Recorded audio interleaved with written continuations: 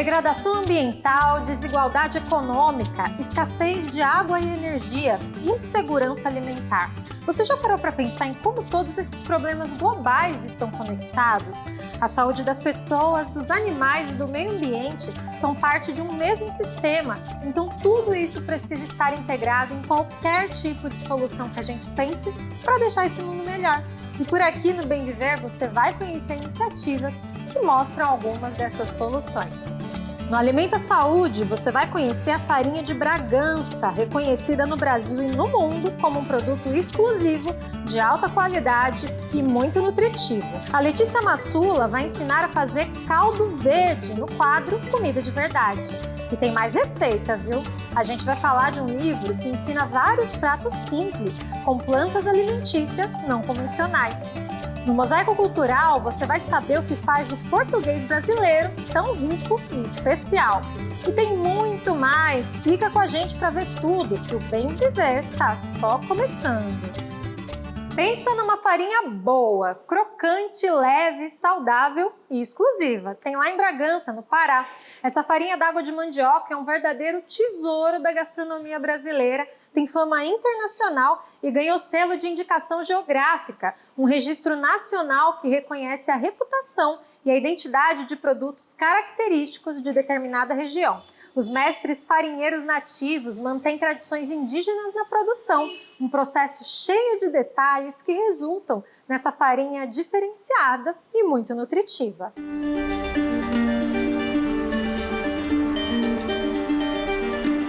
De Bragança para o mundo, produzida por mestres farinheiros da região Bragantina, a 200 quilômetros de Belém, no Pará, a farinha de Bragança é o produto mais recente a receber o registro de indicação geográfica, dada pelo Instituto Nacional da Propriedade Rural. O selo é a comprovação da qualidade e autenticidade da produção de uma localidade específica. Também não é por menos, a história da produção da farinha d'água, feita de mandioca, remonta às tradições indígenas e até hoje mantém seu complexo processo de feitura, que envolve 5 dias de molho na água, trituração, fermentação, prensa, escalda e torra. O resultado é uma farinha com sabor único, granulada, crocante e leve, rica em carboidratos e também fibra. A nutricionista Maria Edna explica que, além de ótima fonte energética, o produto é um excelente exemplo de alimento natural, produzido sem acréscimo de corantes e sem processamento químico. Por ser um carboidrato que a gente fala que não é ultraprocessado, né, as mandiocas, as farinhas de uma forma geral, eles teriam menos componentes químicos.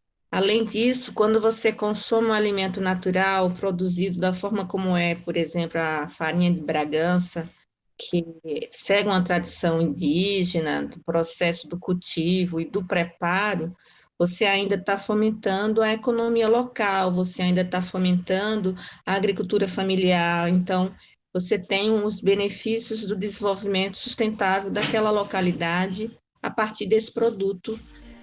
Hoje na região existem cerca de 9.000 famílias que produzem em média 800 toneladas dessa farinha típica por mês. Uma dessas famílias é de Paulo César Júnior.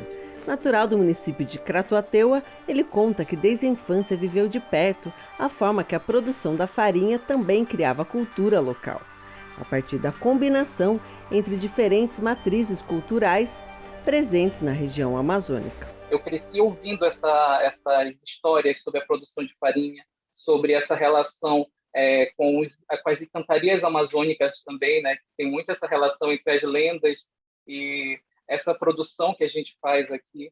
É uma grande mistura que faz essa existência cabocla, mas mais voltado para as pessoas que estavam aqui na Terra, né? Esses encantados, essas pessoas que produziam. As memórias da infância de sua terra tornaram-se inspiração para Paulo, que também é artista e produtor cultural. No vídeo performance Mani, vencedor da Fundação Cultural do Pará em 2020, ele combina lendas, tradições e práticas ancestrais das casas de farinha de forma poética e também documental. Além de difusor da cultura, das tradições do trato da mandioca, Paulo também é apreciador da riqueza culinária desse alimento.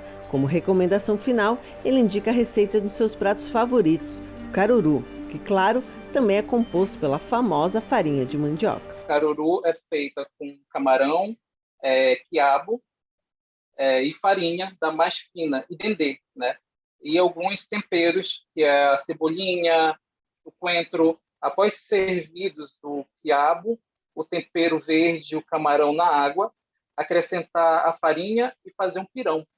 Aí, estando pronto esse pirão, a gente adiciona os quiabos bem escorridos, o camarão já refogado, com todos os temperos e, por último, o azeite de dendê. Aí é só servir com arroz e deliciar, porque o caruru é uma receita que eu gosto muito.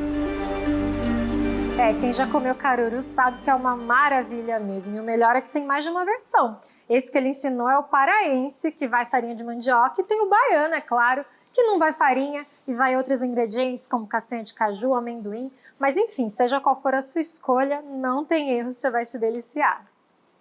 Vamos continuar falando de receitas. Se prepara aí para aprender mais um prato com a nossa cozinheira, Letícia Massula, do quadro Comida de Verdade. Hoje você vai aprender um prato português que tem como base um ingrediente levado aqui da América do Sul pelos europeus e que, segundo historiadores, foi fundamental na Revolução Industrial. Qual será? Vamos conferir. Oi, Luana. Oi, pessoal de casa. O frio segue e eu sigo apegada às sopas. E é de sopa que eu vou hoje novamente. Vou fazer um caldo verde, essa delícia portuguesa, que é um creme de batatas enriquecido com linguiça e finalizado com couve. Não tem quem não goste e não é complicado de fazer. Quer aprender? Vem junto! Para fazer o caldo verde, você vai precisar de batata, linguiça calabresa e paio, couve, cebola, louro, alho picadinho, talo de salsinha laminado bem fininho, talo de cebolinha verde, pimenta do reino, sal e bastante azeite. O paio eu vou cortar em rodelinha. A linguiça calabresa eu vou cortar um pouquinho na transversal, de esgueio, sabe? Tanto um quanto o outro, a gente tem que tirar a pele antes de cortar. É isso que eu vou fazer agora. O paio eu vou cortar em rodelinha, olha só. E a linguiça calabresa, mais na transversal. Na hora de escolher batata, você sempre aperta e vê se ela tá bem dura, se ela tá bem firme. Quanto mais dura, mais nova é a batata. Essas aqui são orgânicas e da Reforma Agrária. Eu trouxe lá do Armazém do Campo. Para usar no caldo verde, eu vou descascar e cortar a batata em cubo. A couve, a gente vai fazer o seguinte. Primeiro, tirar o talo. O talo eu vou usar na base do caldo verde. Então eu vou deixar ele aqui do lado, colocar ele na base. Primeiro, porque ele vai conferir sabor. Segundo, para não perder nada. E depois que a textura dele vai ficar bem interessante. Tá aqui a base de tempero do caldo verde. Talo de salsinha, talo de cebolinha, alho, cebola, louro, talo de couve. Para cortar a couve, você junta as folhas, aí enrola bem apertado, enrolou assim, ó, bem firminho, aí vem com a faca bem mais fino que você conseguir, ó.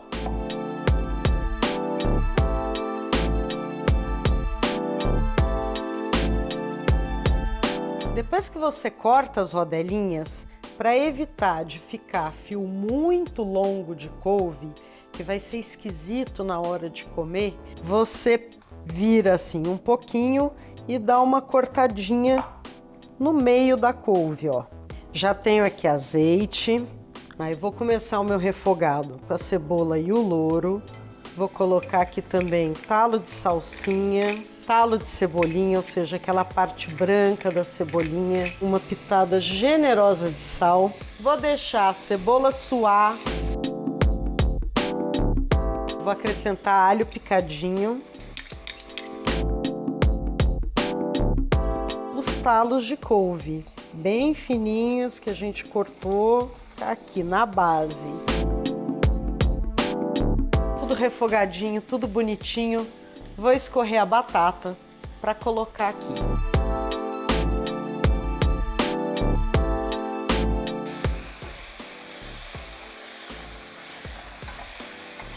Vou acrescentar água. Um pouquinho mais. Agora eu vou deixar ferver, vou tampar e vou deixar cozinhar. Depois que a batata estiver cozida, eu vou triturar para fazer a base do caldo verde. E aí a gente finaliza o caldo. Vamos ver aqui se a batata já chegou no ponto. Ó, tá super macia, já tá no ponto. Quem não tem mixer em casa, pode tirar, passar para o liquidificador, bater no liquidificador e voltar para a panela, tá bom? Eu vou direto que é mais rápido. A base do caldo tá pronta. Hora de colocar as linguiças. Elas vão cozinhar mais ou menos 5 a 10 minutos aqui no caldo. E é só depois de colocar a linguiça que eu vou ajustar o sal. E vou deixar agora a linguiça cozinhar. Nesse meio tempo, o caldo vai engrossar mais um pouquinho. Uau! Olha que beleza, gente! Vamos ver aqui como é que tá o sal.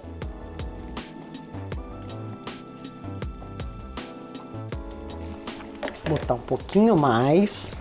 Já soltou bem o gostinho da linguiça. Agora é hora de finalizar. A gente vai colocar a pimenta do reino, a couve. Viu como ele fica verde? Na hora que a gente coloca a couve, a cebolinha verde. Gente, é só isso. Eu já vou desligar. Olha que beleza de caldo verde.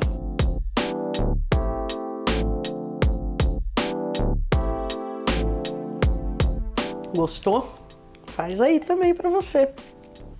Esse aqui, ó, é meu e do Will. E aí, sopa é janta ou não é? Para mim isso não devia nem ser tópico de discussão. Sopa é janta sim, é entrada, é almoço se quiser, no calor, no frio. Não importa, para quem gosta de sopa, não tem tempo ruim. Letícia, obrigada por mais esse passeio gostoso aí na sua cozinha. Vamos para o momento agroecológico. Há 20 anos atrás, na Paraíba, uma rede de produtores da agricultura familiar em 14 municípios começaram a trocar conhecimentos sobre desafios e experiências positivas da região, além de ideias coletivas de convivência sustentável. E foram tantos os saberes acumulados que não dava mais para ficar só ali no regional. Isso tinha que chegar também em outras pessoas no Brasil e no mundo. E foi assim que nasceu o Agroecologia em Rede, uma plataforma interativa online com um acervo de mais de 3.000 experiências agroecológicas e políticas públicas conquistadas pelo movimento agroecológico no Brasil e na América Latina.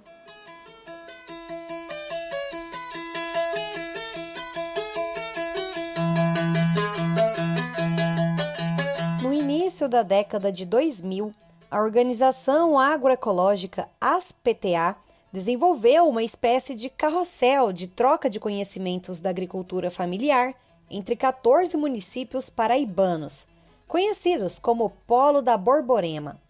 Esse intercâmbio de saberes não consiste em receitas prontas sobre agricultura, e sim em ideias coletivas que facilitam a convivência sustentável nos territórios. Com essa iniciativa, foram elaborados uma espécie de boletins que contém informações sobre diversos temas, como o uso racional da água, criação sustentável de animais, preservação de sementes crioulas e produção de alimentos saudáveis, entre outros. A gente organizava aquelas ideias que a gente trocava com a família a partir da perspectiva delas em textos, né, que a gente chamou de boletim informativo. Esses boletins, eles passaram a ganhar muito significado para dentro do processo local, né? Primeiro para a própria família, que se sentiu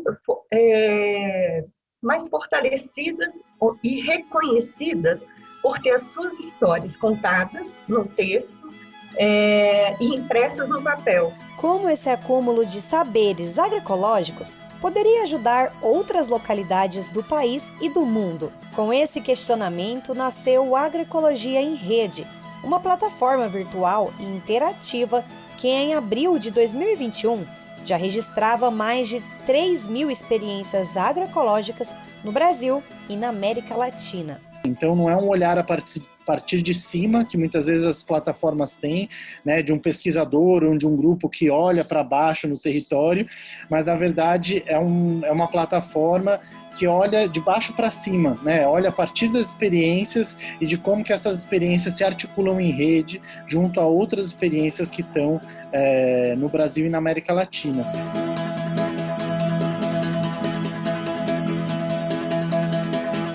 Ao longo do tempo, o Agroecologia em Rede se consolidou como referência para as práticas camponesas, a conquista de políticas públicas e a produção científica. Por outro lado, a plataforma encara desafios do ciberespaço. Essa sensação de não estar só, né, é uma grande potência do próprio Agroecologia em Rede. Isso eu estou falando a partir do local, das agricultoras e dos agricultores, né? Esse sentimento de pertencimento é um sentimento importante para a construção de um projeto político, né? E que esse projeto político ele é local, mas ele também ganha, né, força em espaços cada vez mais amplos. Para conhecer mais sobre este projeto, é só acessar o site www.agroecologiaemrede.org.br.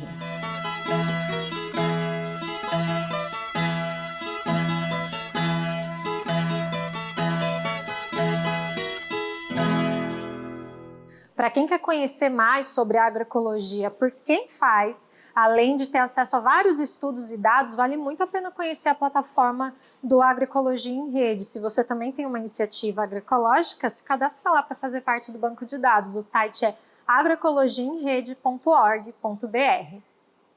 Plantas alimentícias não convencionais. Quem nos acompanha há um tempo sabe que a gente sempre fala delas e incentiva o consumo. Se você nunca ouviu falar, as punks são plantas que crescem de forma espontânea em vasos, praças, quintais e que muitas vezes passam por mato, mas na verdade elas são ricas em nutrientes e tem muita variedade. Cambuquira, capuchinha, ora pronobis, beldroega, feijão gandu, peixinho, taioba, tupinambo, a lista vai longe, olha só que legal.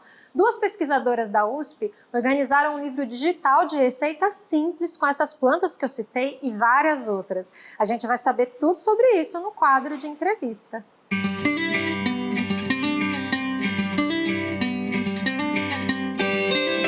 PUNC é uma sigla utilizada para se referir às plantas alimentícias não convencionais. E geralmente a gente fala PUNC sem o S porque esse conceito surge como plural, né? Falando em plantas, então a gente geralmente usa sem o S. E elas são espécies de plantas com potencial alimentício, então a gente pode consumir essas plantas.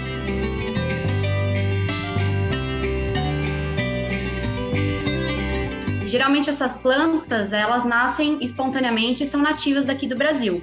Alguns exemplos de PUNC são capuchinha, taioba, feijão guandu e o peixinho. O que entra também no conceito de PUNC são algumas partes ou porções não convencionais de plantas de espécies que a gente conhece são convencionais. Na verdade, todas essas verduras que você traz, né, o alface, a couve e as PUNCs, elas fazem parte de uma classe de alimentos chamada alimentos in natura e minimamente processados, que são alimentos que devem ser a base da nossa alimentação. A diferença é que esses primeiros alimentos, eles são mais amplamente conhecidos pela população em geral e é facilmente encontrado em supermercados, feiras livres, enquanto as PUNC geralmente não são encontradas assim, na rua ou em hortas urbanas, ou os agricultores produzem, isso fica mais localizado, né? e-book a gente tentou trazer principalmente as imagens das PANC também, porque a visualização, a gente tem uma imagem de referência, ajuda muito a gente saber se é uma PANC, né, se é comestível ou não. Então, acho que para ficar bem seguro, acho que a pessoa ter a referência visual do que é a PANC, para na hora que ela encontrar em algum lugar ela saber se é comestível ou não. Tanto que no livro a gente também traz, quando a gente fala sobre a PANC, a gente traz a descrição. Então, como que ela é, se tem ramos, a cor. Então, prestar atenção nessas coisas sensoriais, nessas características visuais, ajuda bastante a conseguir identificar. Quando a gente olha para as PANCs, existem mais de 3.000 espécies de PANCs. E elas são um potencial de biodiversidade pouco explorado, sendo que o Brasil é um país, né, com uma das maiores biodiversidades de fauna e flora do mundo. Então, trazer esse conhecimento, né, sobre a biodiversidade e das plantas nativas é resgatar, né, e valorizar um conhecimento tradicional dos povos originários. A PANC pode variar, às vezes é tradicional num lugar, mas no outro não é convencional comer. Acho que um exemplo é o jambu. O jambu é bem tradicional de comer aí no Pará. Já no Sudeste é como se fosse, a gente vê como se fosse uma planta alimentícia não convencional, porque pra gente não é convencional consumir.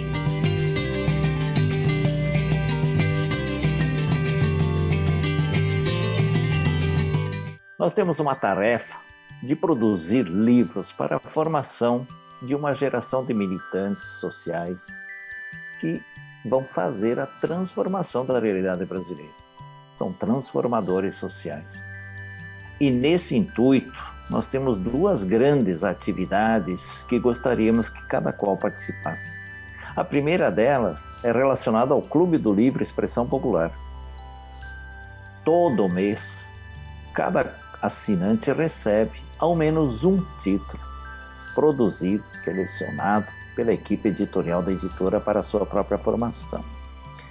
Segundo, nós queremos colocar para uma geração de militantes que vão fazer o trabalho de base nas comunidades um livro dentro da mochila de trabalho para a sua formação, seu aperfeiçoamento, seu trabalho.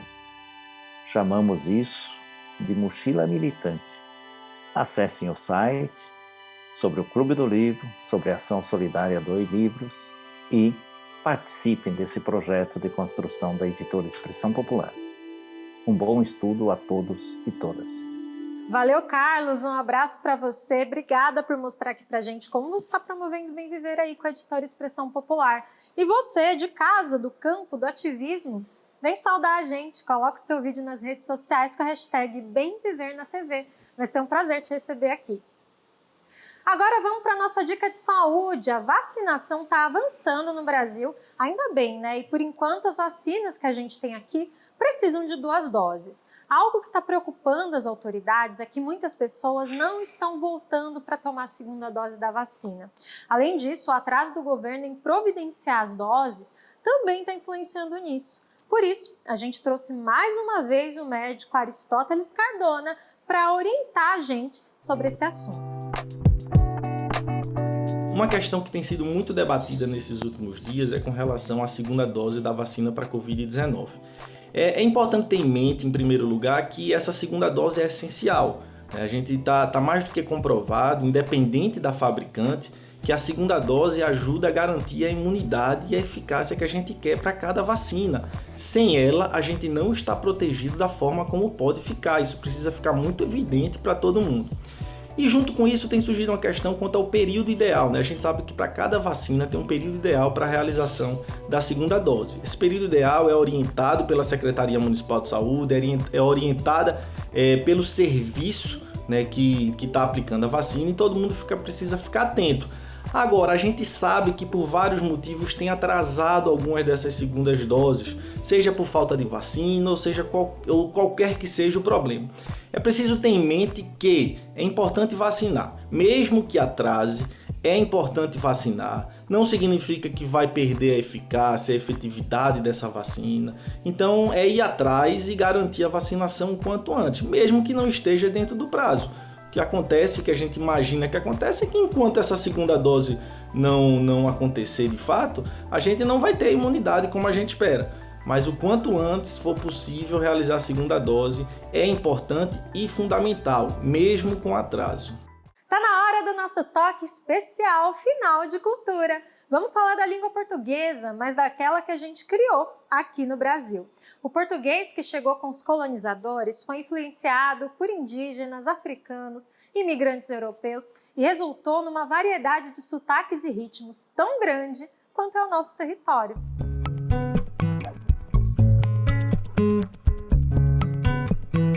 Um idioma falado por mais de 211 milhões de pessoas, cada uma a seu modo. Já é isso aí, mano. Tá doido, é? Deixa a arrumação. Ô, porqueira. Mano do céu. Cê é louco, tá tirando, né? Égua, mano, e eu aqui sofrendo com o preço do açaí. Mas bate, tá frio de renguear Cusco. Com seus diversos sotaques, ritmos e expressões, o português que a gente usa hoje no Brasil é muito diferente daquele que chegou com os primeiros colonizadores. Um elemento importante nesse processo de mudança foi a interação com as línguas indígenas e africanas. O que chama atenção para nós, no português europeu, é essa contração, esse desaparecimento das vogais, né? Então nós dizemos diferente, eles dizem diferente. Então, isso que ocorreu lá não ocorreu aqui. Nós mantivemos esse ritmo silábico pausado que era característico do português antigo e muito provavelmente por conta da influência já mencionada das línguas africanas. Porque as línguas africanas que vieram para cá, elas são todas esse padrão silábico. Então, isso influenciou para manter esse ritmo silábico do português brasileiro. Já o R caipira, da porteira aberta, imortalizado por Mazzaropi, tem origem indígena. O interessante é que quando a gente vai ao Paraguai, onde a população toda fala Guarani, que é uma língua irmã do Tupi, lá a gente também encontra. Né? Eu me lembro que eu estava no avião indo para o Paraguai e a comissária de bordo do Paraguai disse Puerta. O S chiado, bem marcante no sotaque carioca, é influência dos portugueses, que ficou ainda mais acentuada após o estabelecimento da coroa portuguesa na cidade em 1808. Os imigrantes que chegaram ao Brasil nos séculos XIX e começo do XX, vindos de países como Itália, Japão e Alemanha, também deixaram sua contribuição. E as mudanças não param por aí. Toda uma disputa hoje com uso de gênero neutro, para uma linguagem inclusiva, para fugir do masculino genérico. As pessoas mais jovens elas têm uma abertura maior para esse caso específico. Então, é possível que em algum momento uma parte da população vá internalizando isso. Uma tendência forte hoje é não marcar o plural em todas as palavras. Por exemplo, em vez de dizer as meninas bonitas foram, falar as meninas bonita foi. Marcos Bagno aponta que mudanças como esta acabam não sendo adotadas pela norma padrão por causa do preconceito linguístico, que é forte no Brasil. Quando nós comparamos, por exemplo, os países de língua inglesa, Estados Unidos, Inglaterra, Austrália, as novidades que acontecem na língua, as mudanças, pouco depois já estão nos dicionários, as gramáticas já aceitam. Então, isso tem a ver com o grau de democratização da sociedade. Acaba funcionando, sim, como um marcador de classe, como um marcador de poder, como uma forma de você apagar aquela realidade, né? Se a gente considerar que as línguas, cada língua e cada variante expressa o mundo de uma forma, né? Traz coisas, pontos de vista sobre o mundo de uma forma, quando você apaga a forma de uma pessoa falar, como se não fosse legítima, você está deslegitimando toda uma visão de mundo junto, né? Vou compartilhar uma coisa pessoal com vocês. Eu morria de vergonha do meu sotaque, desse R carregado, caipira, porque eu já ouvi muita coisa negativa ao longo da vida e a gente não vê muito desse tipo de sotaque na TV. Foi só conhecendo a história que eu pude me apropriar, saber que esse R vem dos indígenas me dá muito orgulho, é lindo carregar essa herança na minha fala e é lindo que tenha tanta gente falando diferente, porque é isso que faz o nosso país ser tão rico do jeito que ele é. E por aqui a gente encerra o programa de hoje. Gratidão pela tua audiência. Te convido para continuar com o Bem Viver ao longo da sua semana. A gente tem uma versão de rádio de segunda a sexta às 11 da manhã. Para saber como sintonizar, é só entrar no nosso site radio.brasildefato.com.br. Também dá para ouvir nas principais plataformas de áudio digital. É só procurar por programa Bem Viver. Aqui na TV eu te vejo semana que vem. Tchau!